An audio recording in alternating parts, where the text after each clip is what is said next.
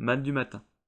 Je disais dans mon trouble, je suis chassé loin de ton regard, mais tu as entendu mes supplications quand j'ai crié vers toi. Psaume 31-23. Dans mon trouble, et parfois traduit dans ma précipitation. Au lieu de réfléchir, au lieu de nous recueillir, au lieu d'attendre la directive d'en haut, nous nous précipitons dans le trouble. Que de regrets, que de situations fausses, que de dégâts pénibles et douloureux causés par notre précipitation. Il y a dans la vie et le combat des moments et des circonstances où il faut agir avec rapidité. L'ennemi ne nous attend pas. Nous devons anticiper. Mais ici, le psalmiste parle d'une tentation qui se présente à chaque chrétien, la précipitation. D'abord, nous admettons avec précipitation une pensée. Puis, avec la même précipitation, nous adoptons une attitude.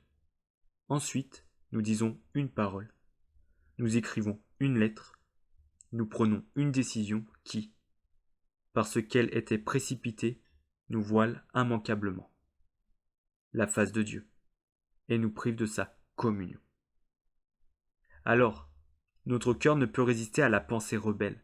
Je suis chassé loin de ton regard. Tout ce psaume est d'une grande actualité, car s'il parle de la détresse, de la lutte et des ennemis du croyant, il parle aussi de secours et de la fidélité de Dieu, de ses ressources paternelles et de sa puissance agissante en faveur de chacun des siens. Il les protège sous l'abri de sa face. Il entend leurs supplications, il s'occupera de leurs ennemis. Et il donne force et joie à ceux qui l'attendent et qui se réjouissent en lui.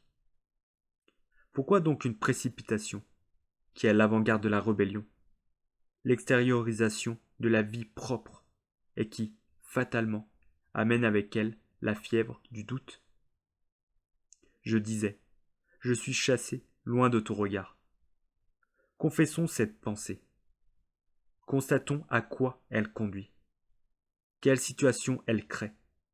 Et revenons à Dieu, notre Père céleste, qui ne nous traite pas comme nous le traitons. Il a tout vu, tout su, et cependant il entend nos supplications quand nous crions vers lui.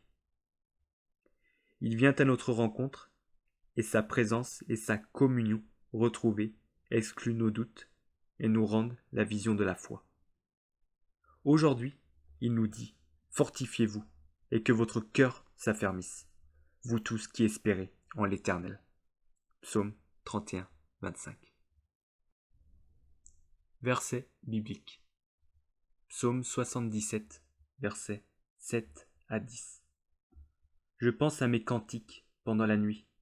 Je fais des réflexions au-dedans de mon cœur, et mon esprit médite. Le Seigneur rejettera-t-il pour toujours? Ne sera-t-il plus favorable? Sa bonté est-elle à jamais épuisée? Sa parole est-elle anéantie pour l'éternité? Dieu a-t-il oublié d'avoir compassion? A-t-il, dans sa colère, retiré sa miséricorde? Jonas, chapitre 2, verset 5. Je disais, je suis chassé loin de ton regard, mais je verrai encore ton saint temple.